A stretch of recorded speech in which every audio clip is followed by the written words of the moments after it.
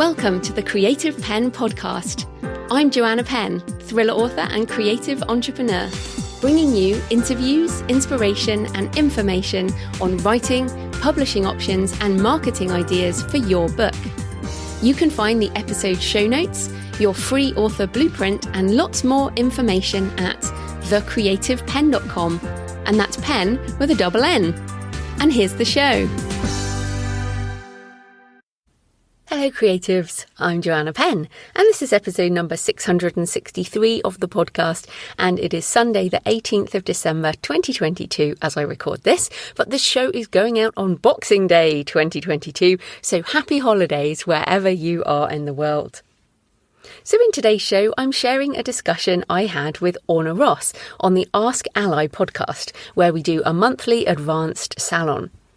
We discuss Annie Duke's fantastic book, Quit, The Power of Knowing When to Walk Away, and share some of the things we have quit, from social media sites to blogging and podcasting to writing specific book series, business models, jobs, cities, and even countries. So I hope the discussion helps you consider what you might need to quit in order to make room for what you want to achieve in 2023. You can find our discussions as well as more help for self-publishing on the Ask Ally podcast. That's Ask A-S-K, obviously, and Ally, A-L-L-I podcast on whatever you're listening to this on. And our December episode is on the trends for 2023, including the creator economy, generative AI tools, and how social media is changing in 2023, which should be going out on the YouTube channel. Already it should be there on YouTube and on the audio feed around the 30th of December if you want to listen to that too. A few other things. I put out my recommended books list for 2022 on my blog, links in the show notes, and the list does include Quit, as well as some others you might enjoy for fiction and nonfiction. Plus, if you're potentially interested in my pilgrimage book, please sign up to be notified about the Kickstarter at thecreativepenn.com/pilgrimage. Plus, this is your last chance to take advantage of my end-of-year promotion. You can get 33% off my ebooks, audiobooks and courses until the end of the year if you buy direct. That will include your author business plan, the book and the course, which might be useful, the creator economy, the AI-assisted author if you're interested in learning more about that, how to write a novel, how to write nonfiction and much more. Just use coupon 2022 on creativebooks.com for ebooks and audiobooks, and on thecreativepenn.com/learn for my courses, links in the show notes. So that's coupon 2022 for both my book sites and my courses until the end of 2022. Hopefully that is obvious.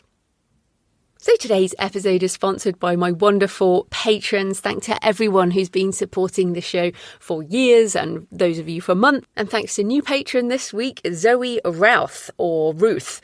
Thank you to everyone who's been supporting the show, and it does mean a lot to me financially, but also mentally. It really makes me happy to know you find this show useful. And of course, if you support the show on Patreon, you'll get the extra monthly Q&A episode. So yes, you can support the show at patreon.com, patreon.com/thecreativepenn. Right, let's get into the discussion with me and Orna.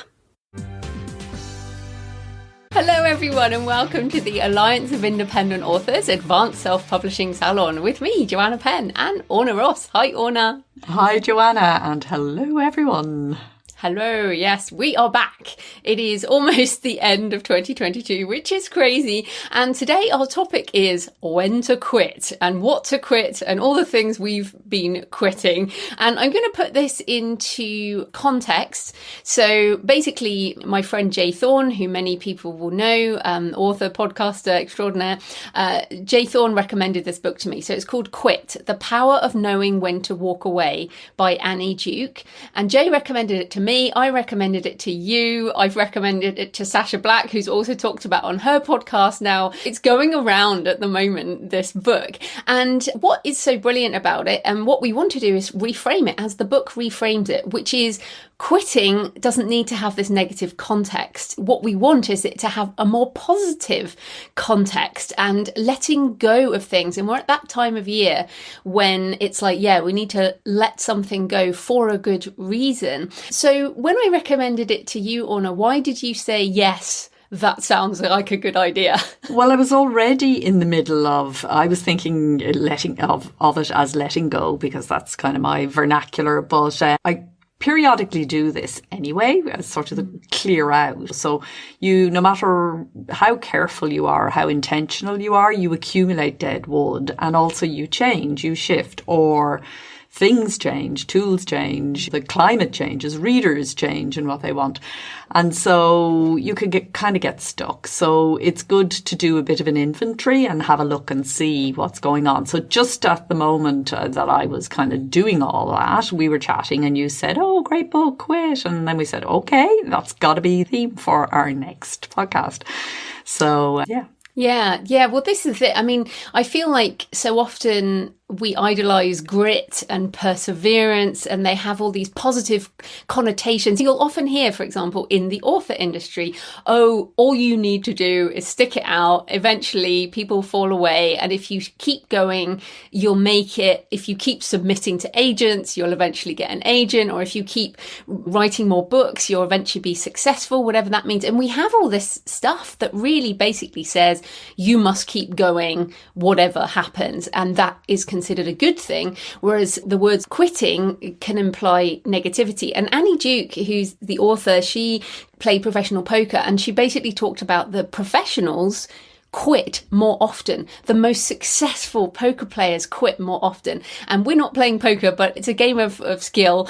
And I think that's really interesting in terms of quitting more often. Also, what I think is really important is we're not necessarily talking about quitting bad things like quitting smoking, although great, or whatever else. It's more about quitting some of the good things, because we don't necessarily pile bad things into our life. We pile good things into our life, but then we can't achieve the main kind of goal, right? Yeah, absolutely. And that is the point, particularly in creative industries, passion-based businesses. We love all the things we do and we'd love to do more. They're always lovely, and it just keeps on expanding as well. All the lovely shiny things you can do. It's just over a decade and a half ago that none of these opportunities existed. And now with every passing year, there are more and more. So it can be really tempting. And we're not talking here about shiny object syndrome so much as things that have become embedded. But they may be fun, and they may also be financially rewarding to some degree. But you have to check them for kind of opportunity cost. In other words, might you be better off doing something else? It's not just about what you're doing, but you might be better off quitting something that's doing okay for you because something else might serve us better. The other thing I think is that not quitting and just kind of doing the same thing can become a bit compulsive sometimes, or just, we do it by rote. So we talk about creative writing and creative publishing, and the core of that is keeping things fresh and staying engaged. What we were talking about there at the beginning, the variety of switching out of nonfiction into fiction works for us in some way. But sometimes it's just about letting things go so that something new can come in.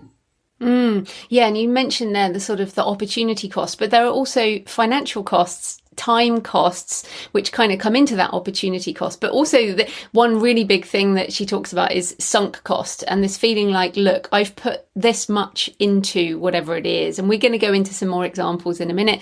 But, I've put all these years in, all this money, all this effort, and it maybe if I just keep going a bit longer, it might be worth it eventually. So let's start on some of the examples. You mentioned it before, but your creative nonfiction books, you put years into these. What did you quit in that sense, and how did you get over that sunk cost fallacy? Yeah, so I've always been really interested in the process of creativity, and I wanted to do a series about creative process, and not so much about writing and publishing, but creative living and how you can apply the process that we apply to our writing and to our publishing into everything. Because I really firmly believe that this is a way to approach life, except that we're all conditioned into a different way of approaching life.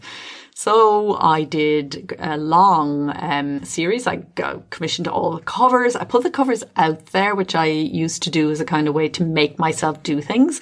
I didn't after this one.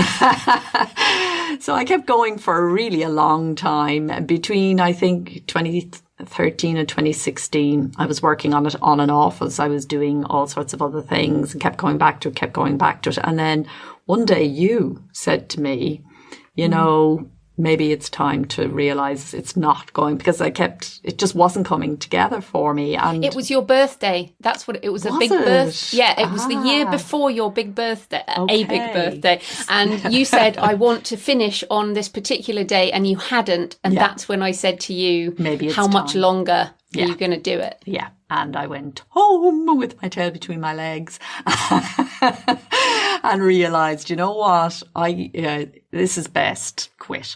So what I did was I put the core of it, the nuggets of it, into one book, and I was satisfied with that. And I still every so often find myself drifting back over and thinking that I'd love to do that again. And I realized it became and still could be, but I won't let it be, a sort of a procrastination thing, an easier thing to do in a way than some of the other things that I want to do more. So that was the biggest thing I think that I ever quit, in terms of, because I am somebody who sticks it out. My fiction takes a very long time to put together, and even writing a short poem for me, I can take a long time over that. And I am somebody who kind of prides myself on my grit and my resilience and my bounce back and all of that.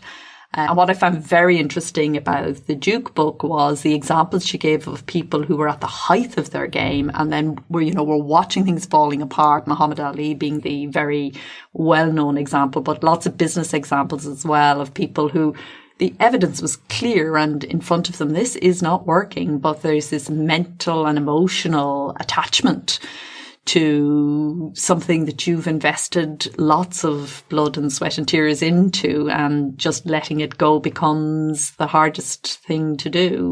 But of course, when you do let go, and when I let that series go, it was such a sense of lightness. I really felt like a great burden had been lifted off me, and I was free to do other things. I got much more serious about poetry publishing, which was much more fun and much better integrated with the busy schedule that I had in those years. Yeah. Well, I guess before we get into all the other details, I'll just do the big one that I came to after reading the book, which was to quit my books and travel podcast. No, you didn't tell me. Oh, wow. Oh, didn't I? I thought I told you. No. Yeah. So basically, and it was almost like that book gives permission to let something go that you've kind of been feeling for a while. And so I started my books and travel podcast and the website back in early 2019. Obviously, before the pandemic, I thought I was going to kind of move into more travel genres. But what I've learned, and I love my books and travel podcast. I may still do an occasional episode or a solo show or something, and I'll keep the website, that's all going to be there, but doing a new episode every couple of weeks, you know how much work a podcast is, and then it would suck me in with all the awesome show notes and I would find all the right photos, and I was doing all that because I really enjoyed it. But it was probably taking like a day and a half a week for something that ultimately has not brought me any income and has actually cost me money, costs me hosting, costs me time, all of that. And also I've discovered a lot about the traditional publishing industry around travel books. It's a very different genre. It's a lot of writing for hire, a lot of commissioned work. And so I learned about the genre, I learned about how, and I also just decided not to follow a business model that I'd set up for that website. It just wasn't going to work. So I decided to give it up. And the moment I decided, I felt so much better. Again, it's like, you know when this is the right decision, when you just feel like, oh, yeah, thank goodness for that. And it's freed up my time. And now I feel like I can, I finished my pilgrimage book. It's almost like released me from a whole load of stuff. And all the stuff I thought I was going to do with it, I've now just let that go. As I said, it's still going to sit there and it's all kind of evergreen because it's travel-y stuff. But yeah, so I didn't know I hadn't told you that. No, that one escaped me. I've been very head down, I have to say. Yeah, so wow. I'm still suffering from the latest let go that I've done, though. I found it really hard, which is my personal blog. So that was the big one that came out of the book for me. I hadn't even been thinking about it. I just blog because I blog, if you know what I mean. It was a way of me kind of getting thoughts together. I've used it in all sorts of different ways over the years. It's grown with me. I have been blogging since 2008. Year in, year out, and just always did. And then I just thought, you know what, I'm going to let go of the blog. And so I did, but I still find it hard. And I have things that I kind of want to express in a certain way, and I'm not quite sure how to do that as yet. But I know it's the right decision, but I'm still feeling this sort of habit energy of having it there. And it feels like a bit of a hole in all my nice things, but I know it's the right thing to do because I really have to focus my energy. Fiction writing is very different, and that's what I've realized, how much energy it takes. By not doing it for a while and by coming back to it, I realized that I just didn't have enough time, enough energy, enough creative energy. I feel, but both of us, well, in fact, you hear this from everyone, whether you're a rapid release person or more like us, everybody does seem to need to sink into the fiction, and you have to allocate a specific amount of time.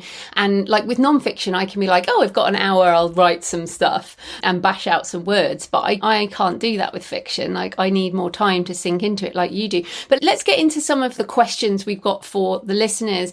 So we'll stay with writing and books first of all, because I feel like this is what we're talking about right now. You've talked about quitting writing those creative books. We've talked about quitting blogging. So some of the questions here are when to quit writing that book. So you've really talked about that, although those of you were already writing those. We hear from indies who are not just indies, people who've been writing the same book for more than a decade, or people who've just been working on the same book. Maybe one could write something else, or can we get blocked by that old idea? Yeah, definitely. And I think the main thing to say about these questions is there is no right answer. It's just going to resonate with you if you feel maybe it's time to let that go. And I mean, there are two, especially at the beginning, you can keep working away at something that you would be better off doing something maybe a little bit less ambitious, getting it through, particularly if you are keen to be a successful indie author and to publish regularly. The whole experience of putting a book out, actually getting through the publishing thing, so if it's something that's has taken years and is going to take years, like my first book, maybe it might be do something easier first and do one or two easier projects and then come back to the great magnus opus rather than feeling that has to be your first time out. So, yeah.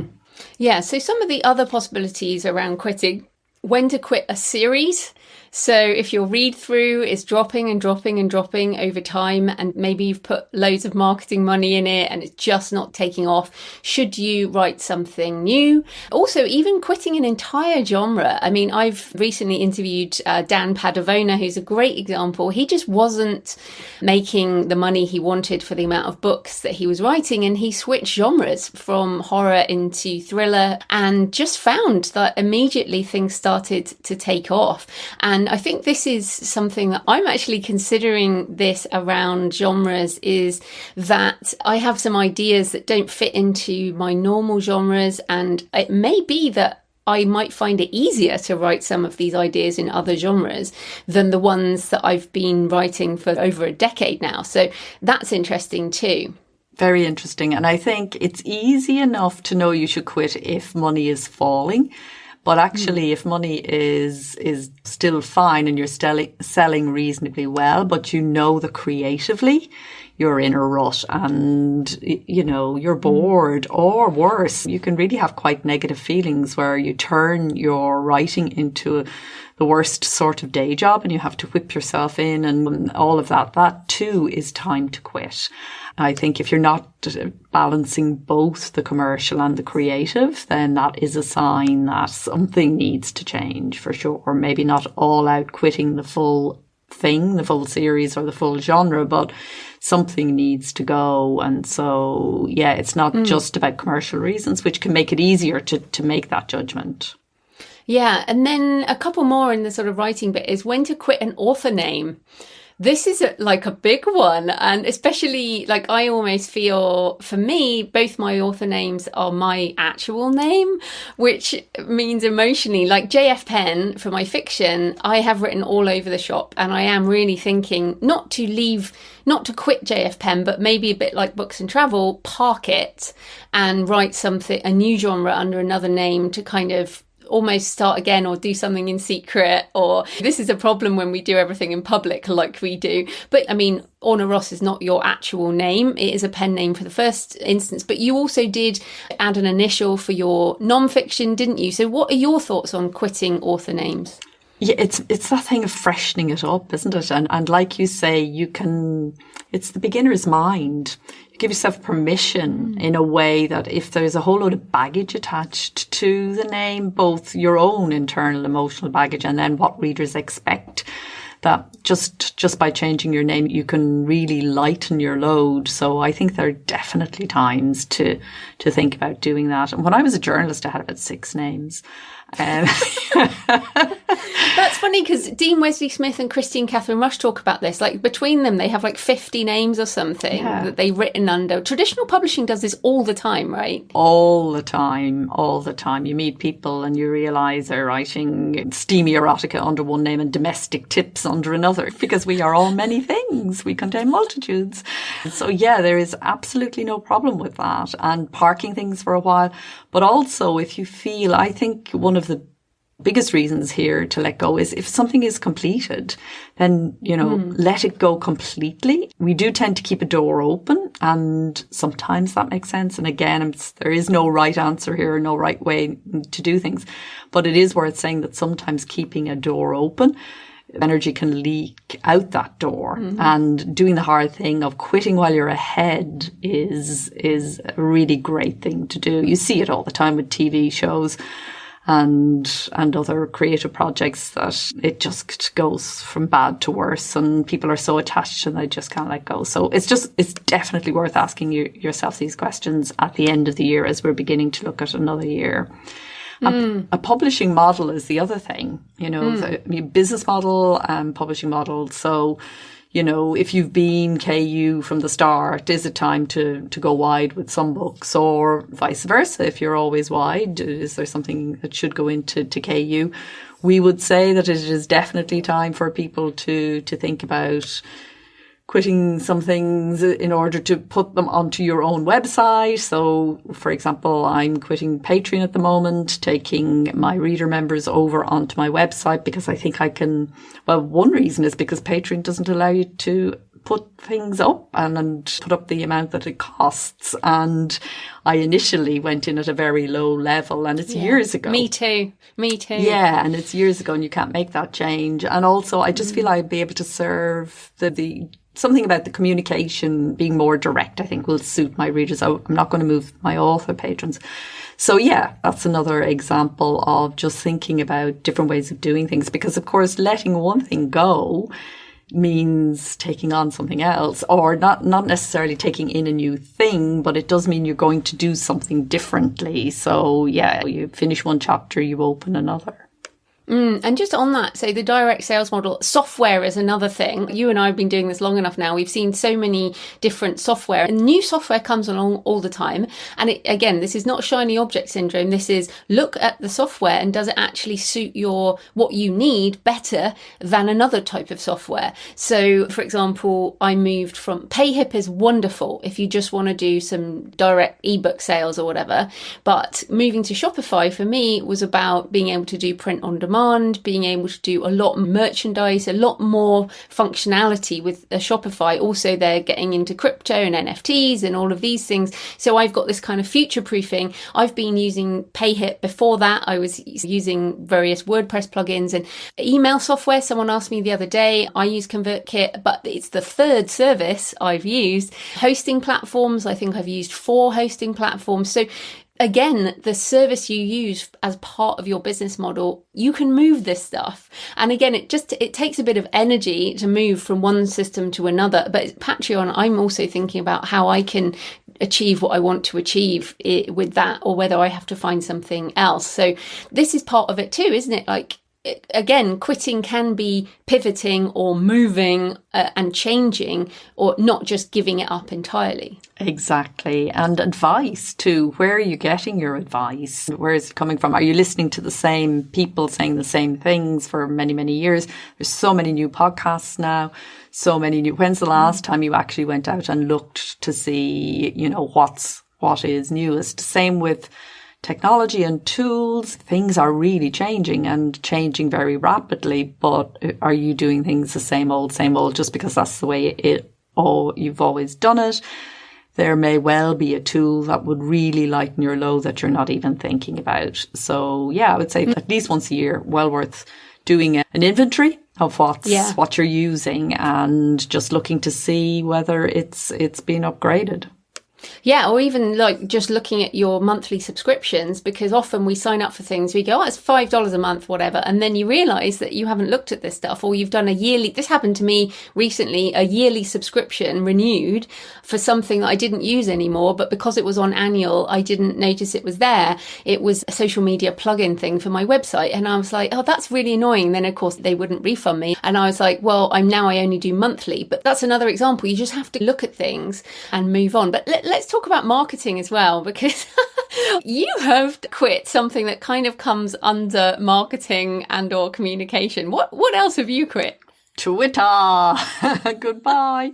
Also sad, really, really sad about this, because again, I started my blog on Twitter at the same time because they kind of fed into each other. We met on Twitter, Orna. We met on Twitter. I met so many great people on Twitter. Absolutely. And it's so much. Yeah, I think it is the best social network because it's got the thinkers and the writers in abundance there and all of that. But I just can't cope with the drama, the Musk factor. And so, I mean, the alliance is still there. And so, but just me personally, is sort of everything about the way he does business is the opposite to the way I do business. And I've just quit it. So quit it, deactivated the account. It gets a month, I think, and then it's gone for good. So, I'm not going back. Well, but this is an interesting question. So I'm the opposite side. I will go down with that ship as much as there are some issues with that person. I admire other sides of things. So I'm all in on Twitter. It's my only network. Like everything else is peripheral and not important to me, but I'm in Twitter every day, and especially the AI Twitter, crypto Twitter. Like I'm in a lot of communities that aren't really elsewhere. So I get a lot out of it. And so I'm staying, but I did consider what would happen if it implodes or if it's blocked on Apple devices, blah, blah, blah. And I don't think I would go anywhere else. I think if it came down to it, it would be a case of quitting and not replacing it. And I've seen a lot of people go to Mastodon, go to Hive, go to other networks. Do we need to replace things? I guess that's the bigger question. If you quit something, do you have to replace it? Well, I'm not. Everybody says, oh, are you going to Mastodon? Are you going, no, I'm not. I'm actually, one of the things about letting it go, it was partly that, what I've already said, but it was also about, again, time and focus. So again, I loved spending time there and for lots of different reasons, but again, it's about letting go of something you like, letting go of something that you enjoy. But if you're just going to replace it and do the same thing somewhere else, then unless you've got a really good set of reasons for doing that, and I can't find good reasons for me to go to Mastodon, for example. I don't like it anyway. It doesn't feel right. Twitter felt right the moment I kind of landed there. It always felt right. And I used to use it more for reading than for actually tweeting. But all the information is available in lots of different ways. There are 1,000 ways to get your information, and you have to be really, really careful. So yeah, I'm not sorry. It's gone and I'm not replacing it. Yeah. But I think the overall message for people listening is if you quit something, that doesn't mean you just have to jump into replacing it exactly the same thing. It's more like just take advantage of having that open space to, like, you wanted to quit some things to make more room for fiction. Well, this is something else that, gives you more space. But let's talk about some other forms of marketing. So I could say that my books and travel podcast essentially is marketing. I will launch my pilgrimage book in February 2023, and I'll do a special episode, that kind of thing. But it was marketing for books I never wrote. And there is a danger of building up a marketing engine for when you don't have a product, which I know a lot of people make that mistake. But let's talk about also quitting advertising, spending money on a series or a book that does not work. So let's say you've changed the covers, you've rewritten the blurb, you've changed the metadata, and you still are not managing to make money with those books. What should you quit in that situation? Well, move on to another book is an option. And again, there is no definite right answer. It might be time to stop doing a particular form of promotion and change into something quite different to get more creative about your promotion might be one option.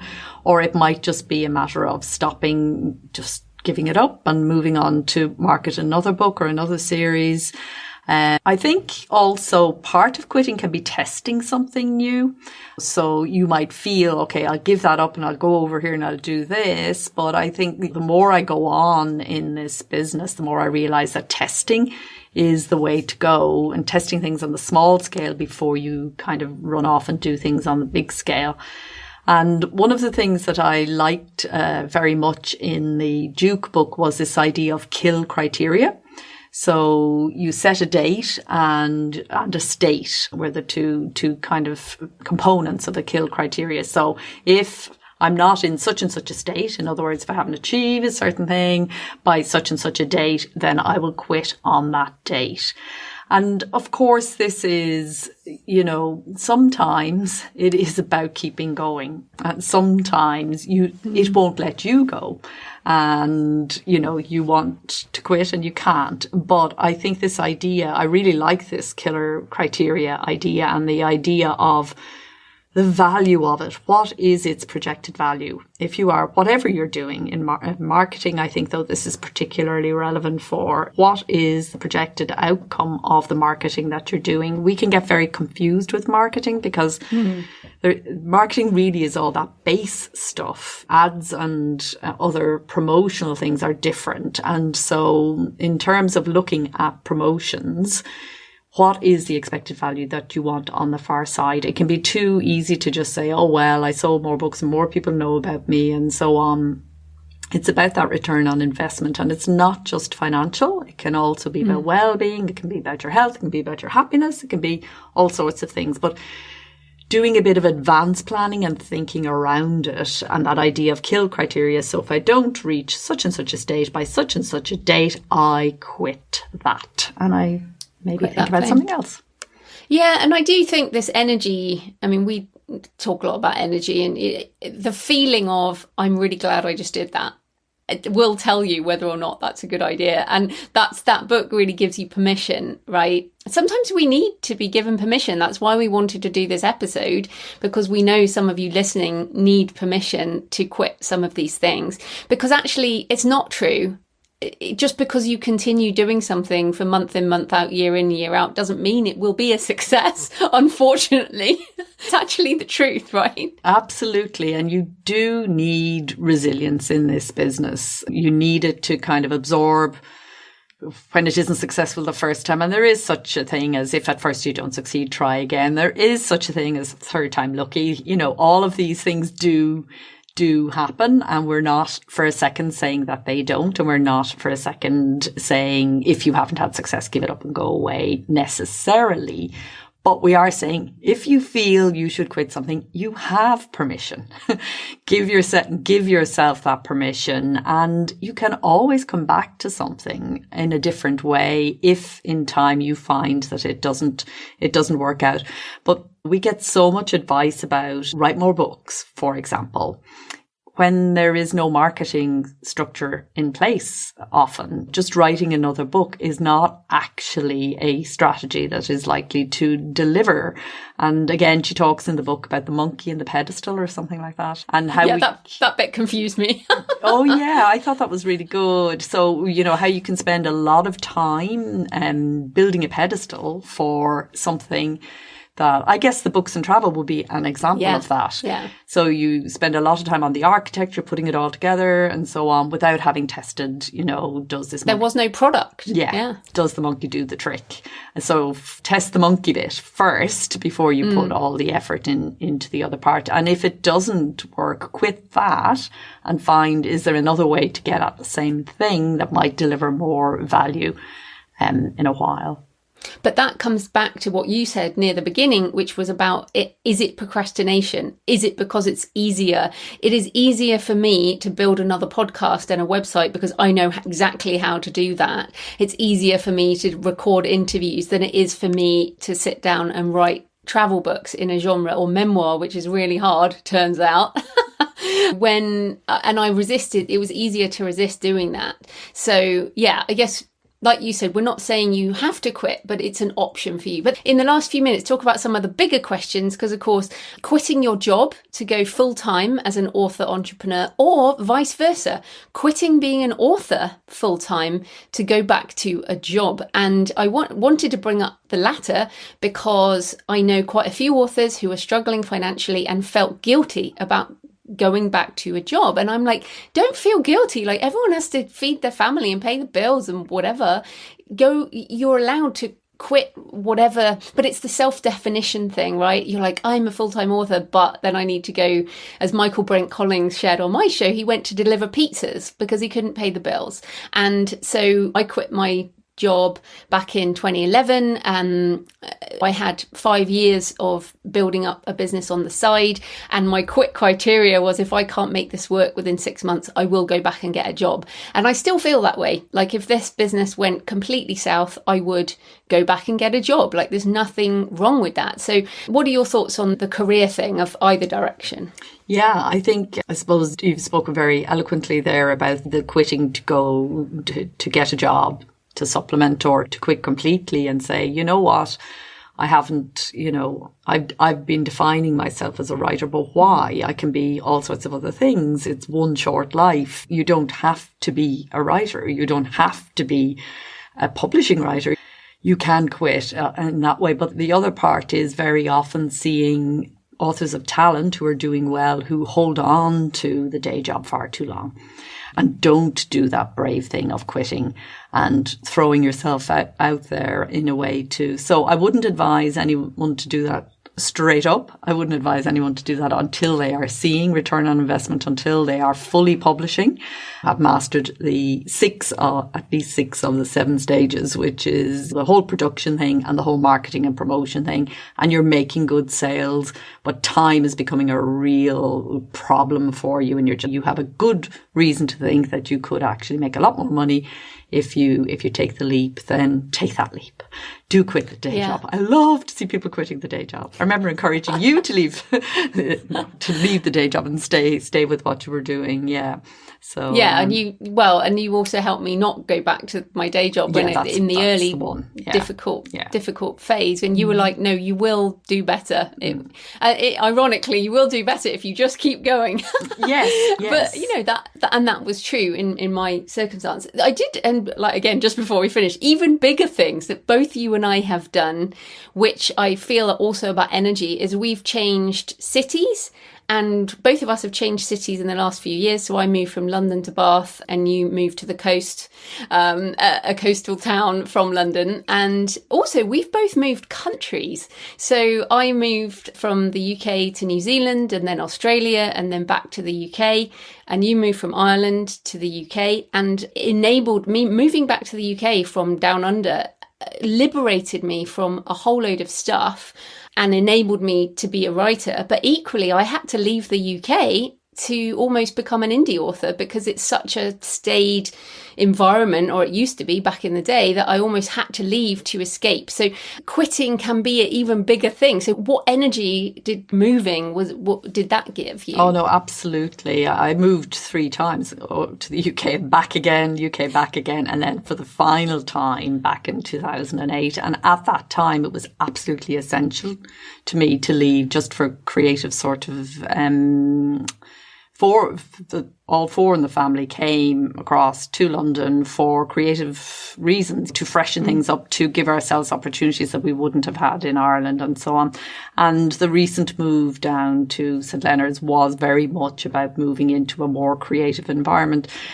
London is super creative, obviously, and super interesting as a city, but I personally am more nurtured by things like the sea and the woods and all of that. London's still on my doorstep and I commute there all the time.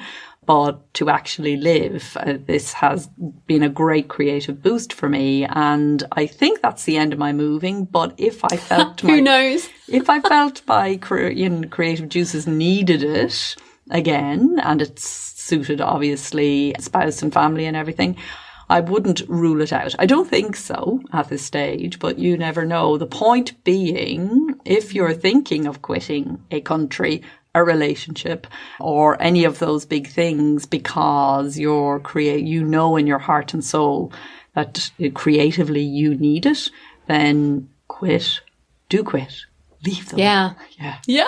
Do whatever it is. So I hope we've given you lots of examples, from tiny things to really, really big things that we've both quit over the years but moved into new things. So that's the way to frame it for people listening. This is about new opportunities, refreshment, as you've said several times, and the wonderful things that can happen when you make space for it. So we're out of time, but we will be back in December. We're going to record just before the new year, talking about how can indie authors prepare for the opportunities coming in 2023. Because once you've made some space, we're going to fill it with some ideas of things. Right. Well, it just remains to say happy writing. And happy publishing. Bye-bye. We'll see you next time.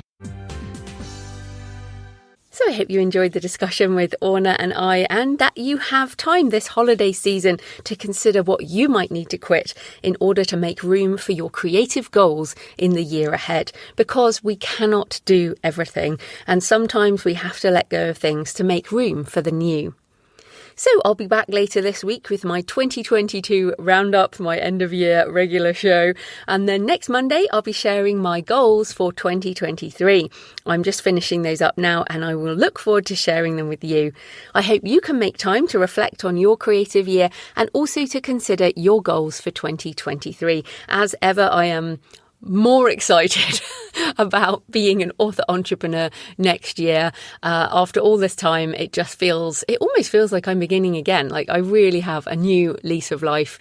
And yeah, I hope to share that energy with you in the coming months. So in the meantime, happy Christmas, happy holidays, happy writing, and I'll see you next time. Thanks for listening today. I hope you found it helpful.